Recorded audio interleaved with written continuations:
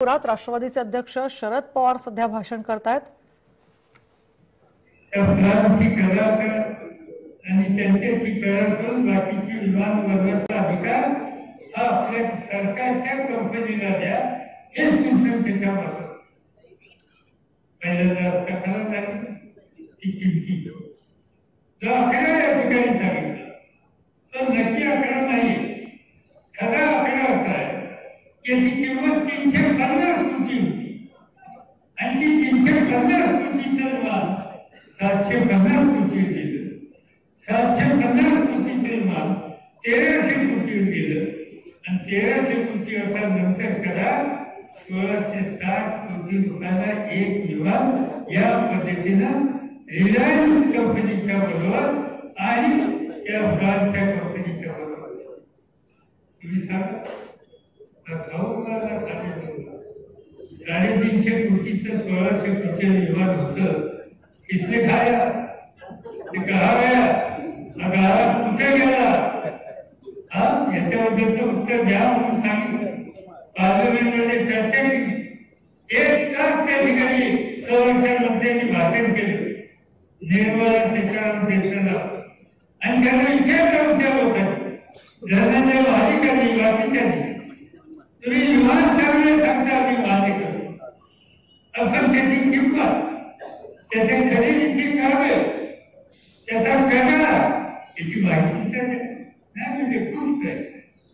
ही गोष्ट माहिती जर सांगितली तर उद्या पत्रकार छापतील आणि ती छापून आली तर शेजारच्या देशाला सुद्धा कळेल आणि मग ती पुस्तका ठेवायची। सगळे लोक बसले, गोष्ट माहिती देशाच्या संरक्षणाचे म्हणून मान्य केली। काही लोकांनी सुप्रीम कोर्टामध्ये केस केली आणि या केसमध्ये राफेलच्या व्यवहारात गैरव्यवहार झाला असं मानलं। त्यावेळेस सुप्रीम कोर्टाने सांगितलं की हा करार जो आहे त्या कराराचे कागद आम्हाला बघायचे, तुम्ही सादर करा आणि त्या कराराचे कागद त्या ठिकाणी मागितले।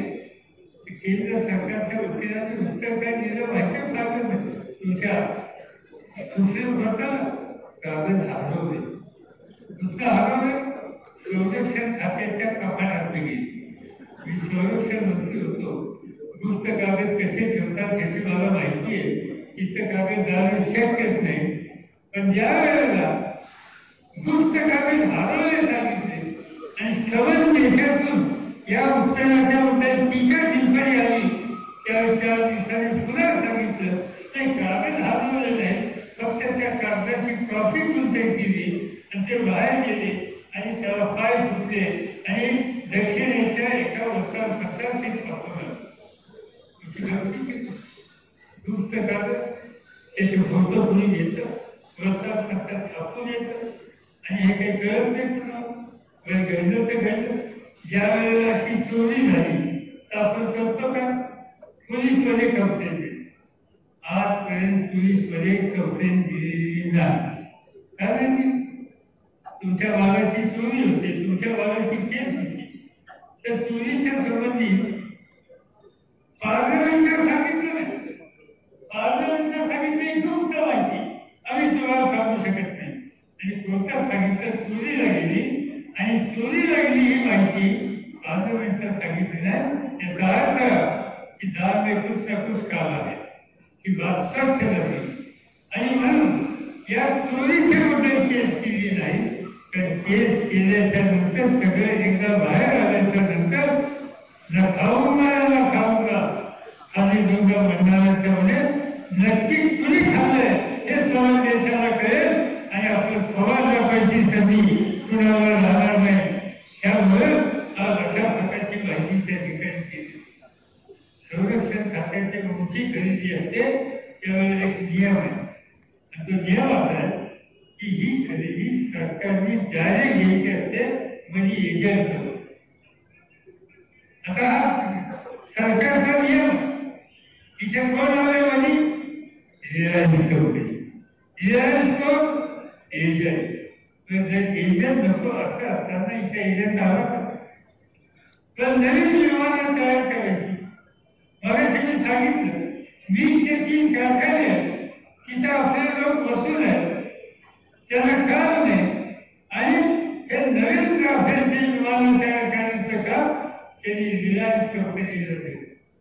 या कंपनी अत्यंत अनुभवी अजून कंपनी आता जमिनी त्या जमिनीवर आता इमारत बांधेल, नंतर मशिनरी बांधेल, नंतर लोक नेमायचे, नंतर त्याची निर्मिती करायची. या देशाची आजपर्यंत लहानपणी मुलं कागदाची विमानं करायची, ती विमानं सुद्धा केलेली आहेत.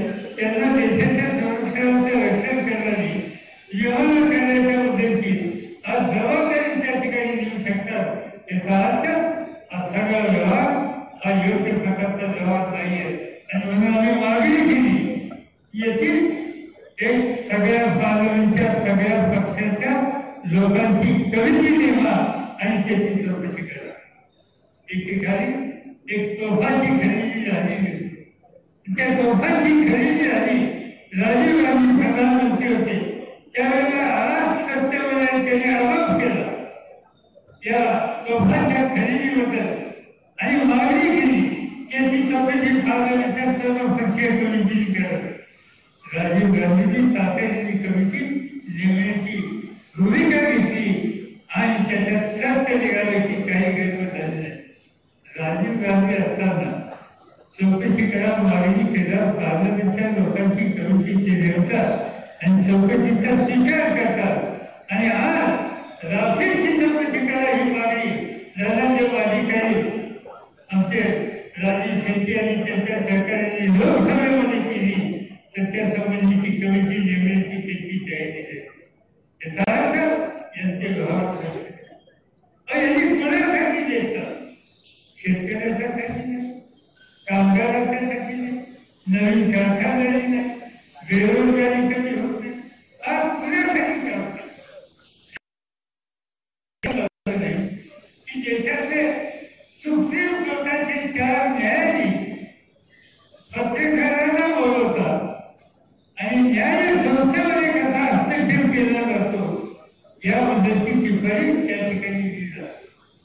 देशाच्या इतिहासात कधी असं झालं नाही की सगळ्यात मोठी इन्व्हेस्टिगेशन करणारी सगळ्यात मोठी पोलिसांची यंत्रणा सीबीआय रात्री 2 वाजता त्या सीबीआयचा प्रमुख आणि 2 नंबर त्याला हलवलं जातं आणि त्या ठिकाणी कारवाई केली जाते. रिझर्व्ह बँकेचा गव्हर्नर ज्याचा उल्लेख मगाशी करत होते ज्यांचा या रिझर्व्ह बँकेचे गव्हर्नर आणि त्या गव्हर्नरला नेमले नरेंद्र मोदी, नेमले दुसरेग्रस्त गुजरातमध्ये आजराबाई त्यांचं पटेल आणि त्या पटेलांची नेमणूक केली आणि 6 महिन्याच्या नरेंद्र मोदींनी नेमलेल्या गव्हर्नरने राजीनामा दिला आणि ते सोडून गेले आणि त्याचं महत्वाचं कर या संस्थेच्या हल्ला करायचा ही भूमिका त्यांची होती. जुना गव्हर्नर त्यांनी सांगितलं तू गेला राजभवन, ते गेल्यावर केलं आणि ते गेल्यानंतर नवीन नेमले, जे नवीन मोदींनी नेमले ते सुद्धा 6 महिने टिकू शकलेले नाहीत आणि सर्व देशाची बँकिंगची अर्थव्यवस्था ज्या संस्थेकडे त्याच्या प्रमुखाला 6 महिन्याच्या आत आज त्या ठिकाणी जावं लागलं.